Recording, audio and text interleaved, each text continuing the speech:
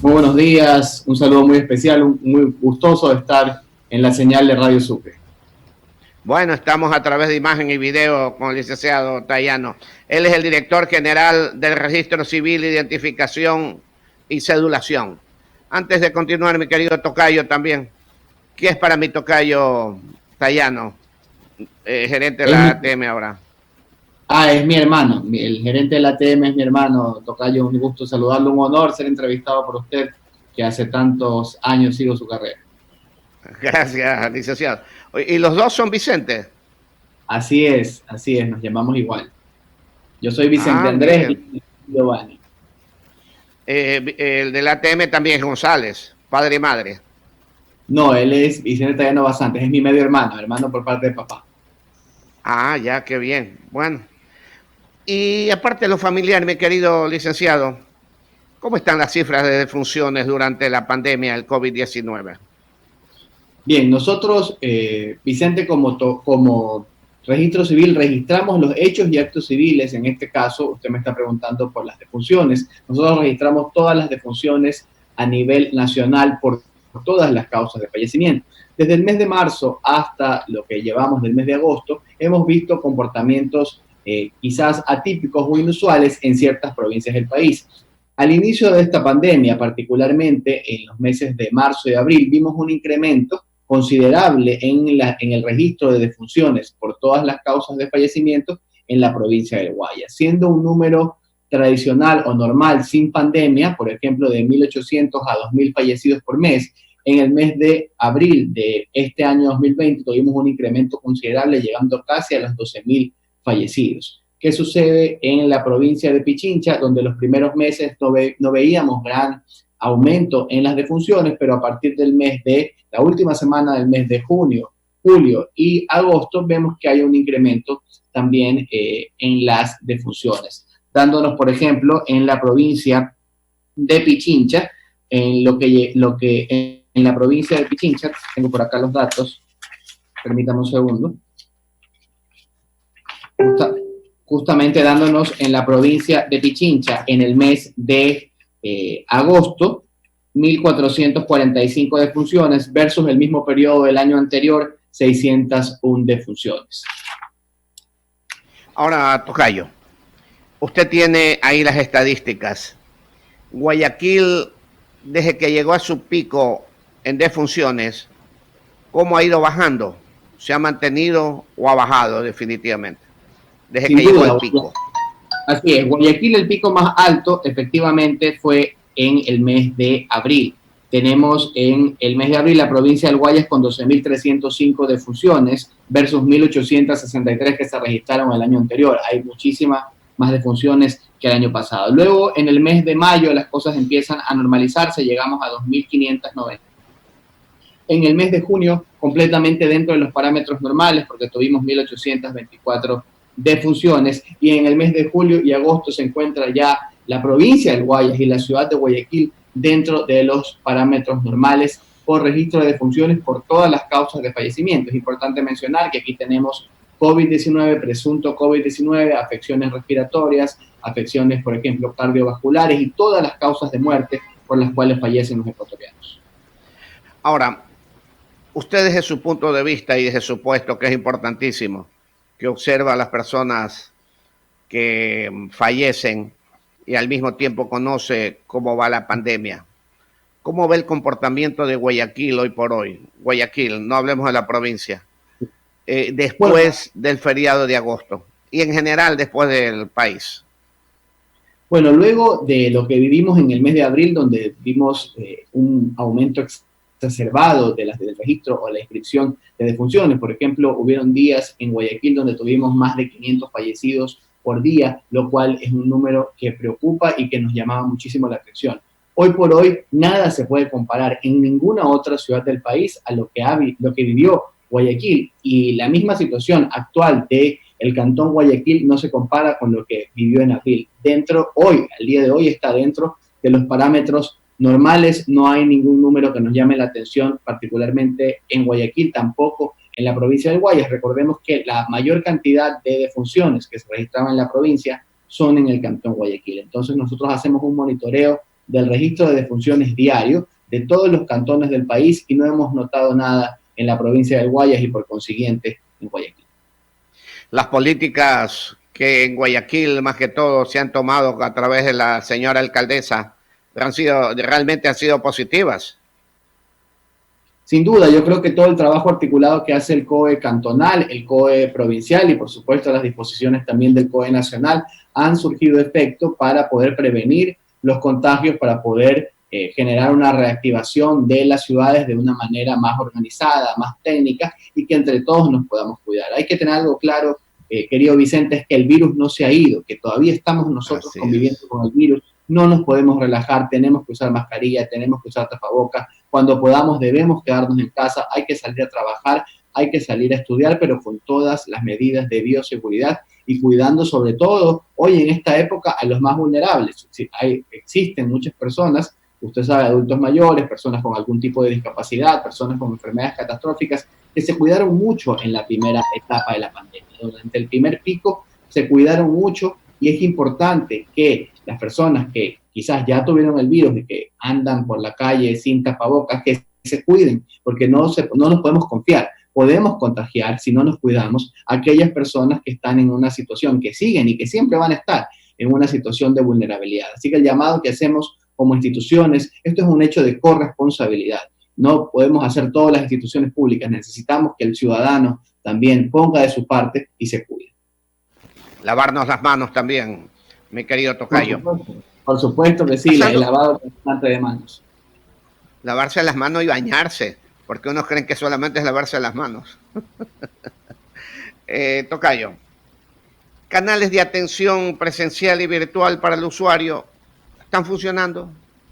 Así es, nosotros en todo este momento de la pandemia nos hemos visto desafiados para poder atender a la ciudadanía. El Registro Civil es una institución que debe dar un servicio permanente, universal, constante a la ciudadanía. Es un servicio esencial que no se puede suspender. Dentro de nuestro servicio está justamente lo que hablábamos, el servicio de inscripción de defunciones. Todos los días nacen y todos los días mueren ciudadanos. Entonces, en ese sentido ha sido un desafío poder brindar los servicios de registro civil al inicio de una manera más restrictiva. Hoy ya con más de 170 agencias a nivel nacional, con varios servicios en cada una de la semaforización de los cantones, hemos potenciado el canal presencial, sobre todo para poder abrir en cada uno de los colores de la semaforización, es decir, que tenemos diferentes servicios en cada uno de los colores. Hoy la mayoría de los cantones en color amarillo, donde tenemos diversos servicios como cedulación, inscripción de nacimiento, hemos cambiado la modalidad de agendamiento previo de turnos justamente para evitar aglomeraciones. Y otro punto muy importante,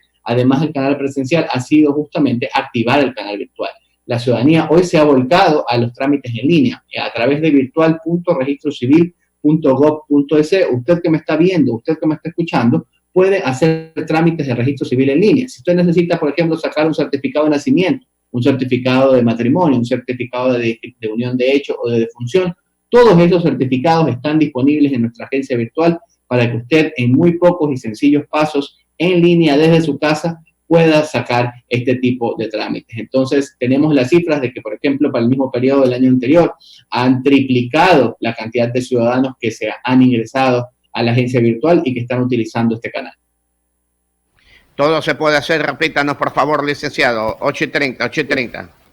Así es, entonces, usted puede sacar un certificado de nacimiento, un certificado de defunción, un certificado de unión de hecho, incluso desde el 3 de abril, que fue lo que hicimos, crear un nuevo sistema para poder solicitar la inscripción de defunción en línea. Si usted lastimosamente tiene un familiar que ha fallecido, puede solicitar la inscripción en línea sin la necesidad de moverse de su casa, simplemente con la cédula del solicitante y también con el formulario del INEC de defunción que está firmado por el médico. Se sube eso a la plataforma virtual y en un corto tiempo usted va a recibir el certificado de defunción en línea sin costo, porque además durante el periodo que dure la emergencia sanitaria, nosotros no vamos a cobrar el certificado de defunción. Entonces, invitamos a todas las personas que nos escuchan, que nos ven a través de la señal de Radio Sucre, que utilice el canal virtual, que no es necesario ir a una agencia, evite trasladarse innecesariamente a una agencia ingresando a virtual.registrocivil.gov.es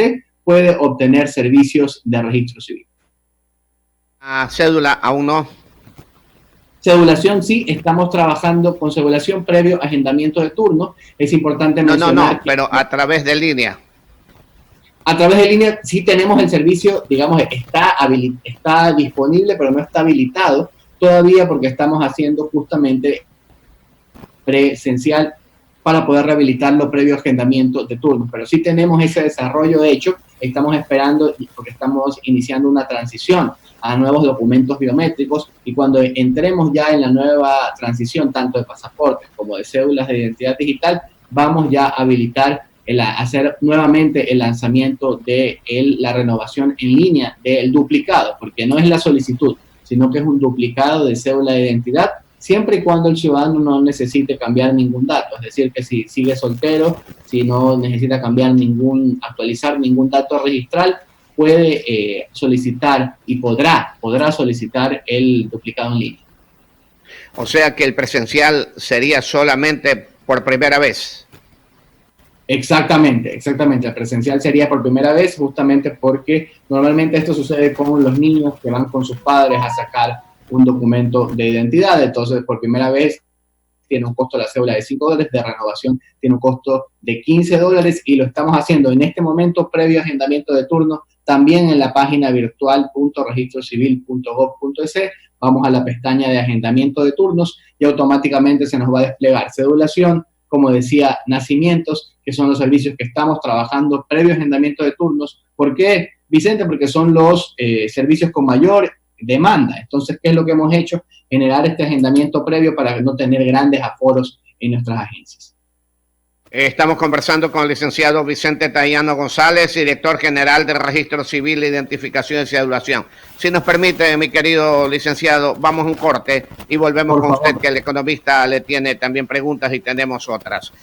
Una última pregunta de parte nuestra, licenciado, y ahí va el economista Osvaldo Calderón. ¿Cómo está el cruce de datos con el Consejo Nacional Electoral y el Consejo Nacional Electoral para que se haya dado la depuración del patrón electoral que finalmente quedó en 13 millones de ciudadanos y algo más, casi 13.100.000 habilitados para las elecciones del 2021? Así es, bueno, nosotros como institución trabajamos de manera articulada con el Consejo Nacional Electoral. Tenemos un convenio firmado de interoperabilidad que permite que ellos puedan tener los datos, es decir, esta vista materializada con el registro poblacional. ¿Qué significa esto? Todos los rangos, ¿verdad?, de las condiciones de ciudadanía con la cantidad de ecuatorianos que representan a cada una de esas condiciones. Nosotros como institución hemos hecho, conjunto con ellos, 10 mesas de trabajo para poder entregar los datos, para poder revisar los datos y hacer una correcta depuración de este registro para que ellos posteriormente elaboren el padrón electoral. Nosotros, como decía, hacemos una elaboración, una depuración permanente de este padrón y estamos trabajando de manera articulada. Hemos hecho varias reuniones durante todo este año justamente para poder trabajar con ellos de primera línea y si se encuentra alguna inconsistencia en algún registro, poderla depurar inmediatamente y poder entregar posteriormente a ellos el padrón electoral. Como usted decía, ya hemos entregado el registro poblacional y ellos ya están en la fase de la última, entiendo, elaboración de lo que será el padrón para las próximas elecciones en febrero del año 2021. 21 minutos para las 9 de la mañana, 21 a las 9. Economista Osvaldo Calderón. Gracias, licenciado. Saludos cordiales, licenciado Tayano. Esta depuración permite que estas elecciones del 2021 tengan un nivel de empadronados menor a la elección anterior, porque en el 2019 hubo 13.261.994 ciudadanos registrados en el padrón. Ahora vamos a tener 13.099.150, licenciado. Así es. Esto depende también, en primera instancia, por el Código de la Democracia. Recuerden ustedes que hubo una reforma, que hoy muchas personas que no votaron en los últimos comicios electorales justamente fueron eliminados y fueron colocados en un padrón pasivo. Esto corresponde a una gestión del Consejo Nacional Electoral. ¿Qué pasa en el registro civil? Nosotros tenemos diferentes estrategias que ponemos a conocimiento de la ciudadanía para poder actualizar los datos. Tenemos una campaña de que las personas mayores de 100 años nosotros hacemos brigadas para poder otorgarles los documentos de identidad, hacemos campañas de registro, es decir, que las personas puedan actualizar sus datos, hacemos verificación de las inscripciones de defunción realizadas. Hoy por hoy, en el contexto de la pandemia, donde justamente hubo un incremento considerable de defunciones, nosotros hemos trabajado para poder revisar y constatar esa información de manera aleatoria. Entonces, hay diferentes estrategias y mecanismos que realiza, por una parte, el Consejo Nacional Electoral y por otra parte, el Registro Civil, que en nuestra competencia está poder tener los datos actualizados de la mejor manera, una buena calidad de datos, para poder justamente entregar al Consejo Nacional. Nosotros también tenemos el registro fotográfico, que es otro tema que se entrega también que ya hoy está en más del 80% de todo el padrón posteriormente que elabora el Consejo Nacional Electoral. Entonces hay varias estrategias que permiten a nosotros como institución depurar esa información y entregar lo más saneada, por decirlo de alguna forma muy coloquial, posible esa información para que posteriormente ellos elaboren el padrón. Lo que usted mencionaba, Osvaldo, efectivamente es así por lo que les acabo de contar. Claro, esa depuración y la precisión con la que usted está manifestando se ha desenvuelto el registro civil, ha determinado que en el rango de menores de 18 años, 16 a 18 años, porque la Constitución faculta de 16 años en adelante votar, en ese rango de 16 a 18 estén aptos 633.044 jóvenes.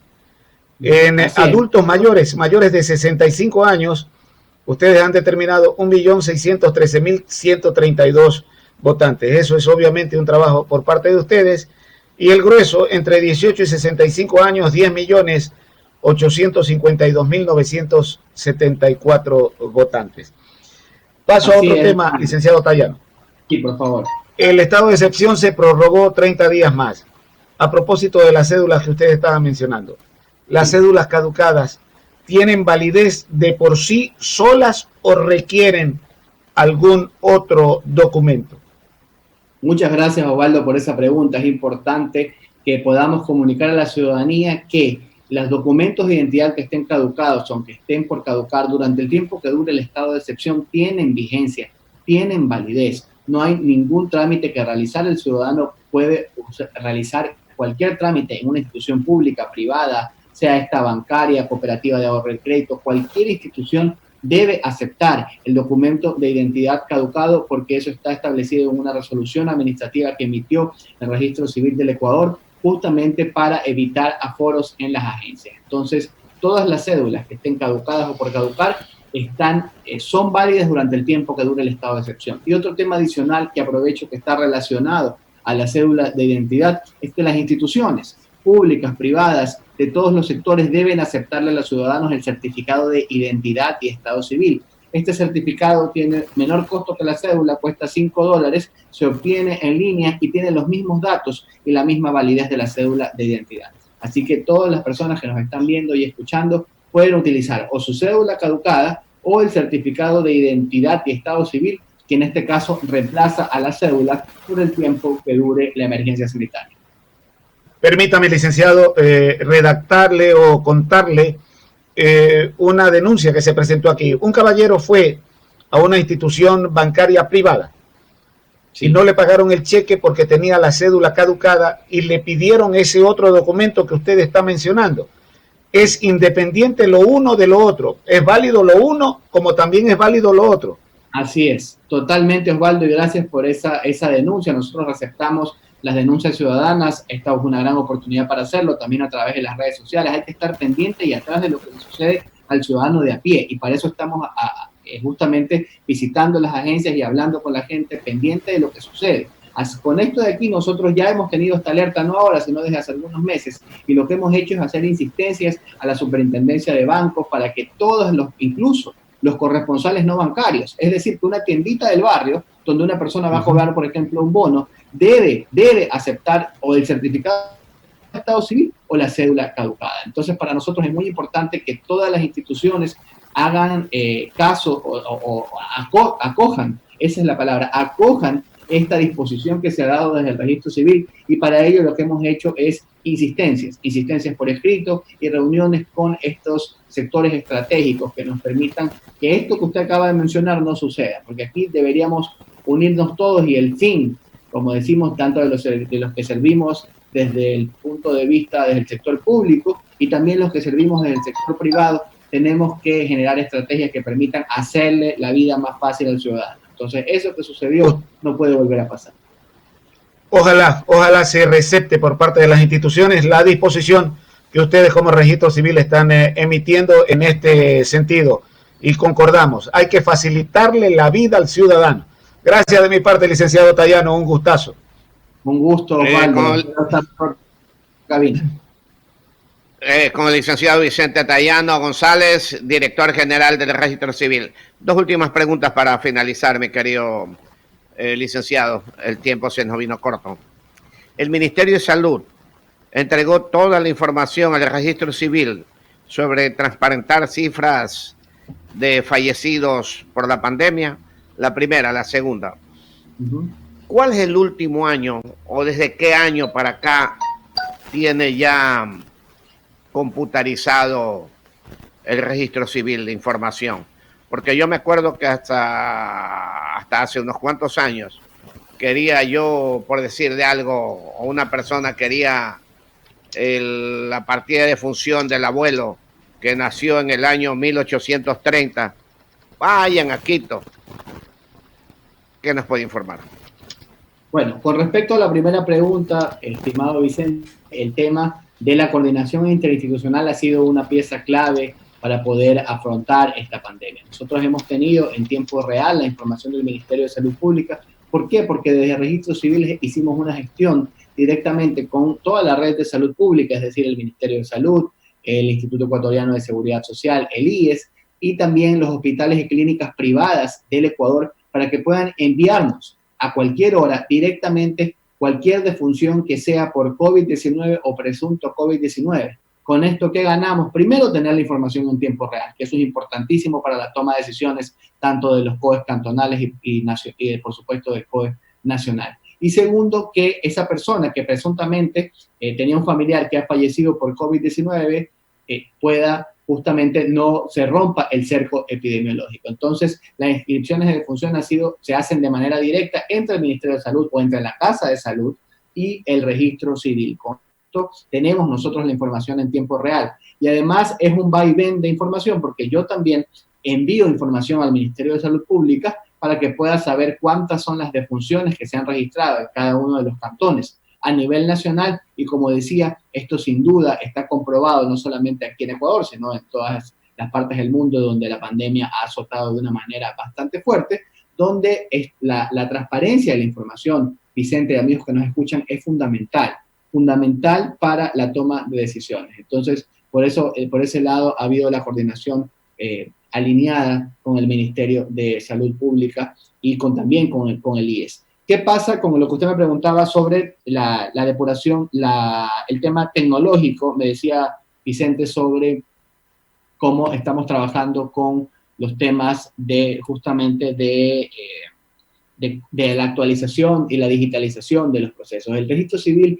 sigue teniendo en marcha un proceso de modernización que viene ya desde hace 15 años. ¿Verdad? Nosotros estamos trabajando de una manera muy fuerte para poder mantener ese proyecto de modernización. Ustedes recordarán cómo era el registro civil antes, cómo es ahora, un registro civil completamente moderno, digitalizado desde el punto de vista de que en muchos cantones ya no es necesario que se busque una partida en el Archivo Nacional, sino que están dentro del Archivo Provincial. Sin duda todavía estamos en ese camino, todavía falta. Estamos a puertas de los documentos de identidad biométricos. También hay procesos que quizás faltan de digitalizar porque son millones y millones de actas de todos los ecuatorianos. Imagínense usted registrar matrimonios, nacimientos, defunciones. Nosotros somos la institución más antigua del Ecuador, la segunda institución del Ecuador. Entonces, en ese sentido, hay un cambio, pero nunca es suficiente. Siempre tenemos que ir más allá y pensar en que podemos hacer nuevos procesos de digitalización con el objetivo que mencionaba antes, hacerle la vida más fácil a los ciudadanos. digitalización de los años 900 estarán todos, o sea, 1900 para acá.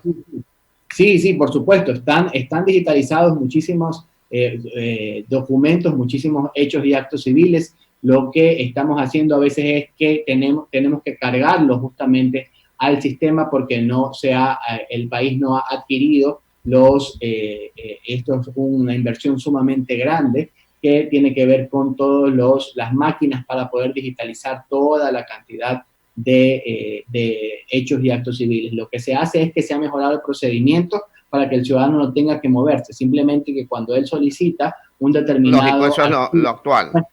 Exactamente, que no está en el sistema, la mayoría está en el sistema, pero puede existir algún documento que no esté en el sistema, lo que se hace es mandar una consulta en línea directamente al archivo nacional, y en el archivo nacional en ese mismo momento empiezan a buscar, y luego de eso, si es que no se encuentra en ese momento, el procedimiento establece que en 48 horas se le va a enviar un mensaje de texto al ciudadano para que pueda regresar y obtener su documento. Es así como... Hablando de digitalización, ¿piensan digitalizar algo en los años 1800? Nosotros, pero no le escuché la pregunta, Vicente, perdón, se cortó. Hablando de digitalización, ¿piensan ingresar datos de los años 1800? Justamente como le decía, hay un proyecto de modernización donde ha ido por etapas y se han ido digitalizando ciertos documentos. Lo que ha sucedido es que el registro civil ha priorizado otros proyectos, como por ejemplo el del pasaporte biométrico, el de la depuración del padrón electoral. Por ejemplo, priorizamos de depurar desde el año 1800 todas las defunciones para que el padrón no aparezca ninguna persona que, por ejemplo, esté fallecida y aparezca en el registro poblacional y por ende después en el padrón. Entonces hay todo un proyecto de modernización que lo acompañamos con estrategias justamente para poder implementar más y mejores servicios. Pero sin duda es una asignatura que todavía está pendiente y justamente es porque hay que hacer todo un proceso de adquisición sumamente grande, costoso, hay que decirlo, para poder adquirir estos escáneres que permitan digitalizar, y es todo un proyecto que lleva también algunos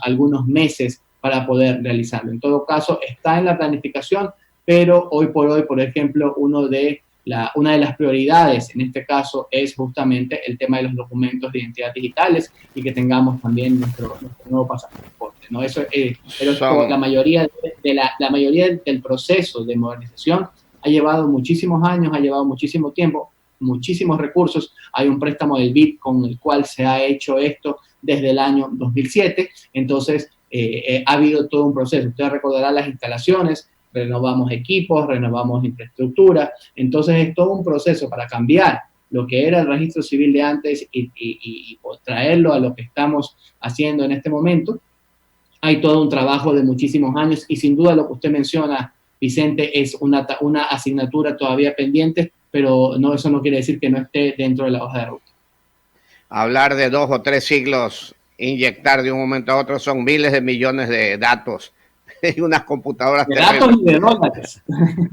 Así es. Ok, licenciado, lo dejamos con las últimas palabras al licenciado Vicente Tayano González, director general de Registro Civil, Identificación y Cedulación del país. Muchísimas gracias, Vicente, Oswaldo. Ha sido un placer conversar con ustedes y a través de su intermedio con todas las personas que nos ven y nos escuchan a través de la señal de Radio Sucre. Recuerden que usted puede realizar sus trámites en línea a través de virtual.registrocivil.gov.es. A seguirnos cuidando, el virus no se ha ido, a lavarse las manos constantemente, usar tapabocas y recuerden que siempre como institución estamos con las puertas abiertas para atenderlos con más y mejores servicios. Un abrazo fraterno a todos.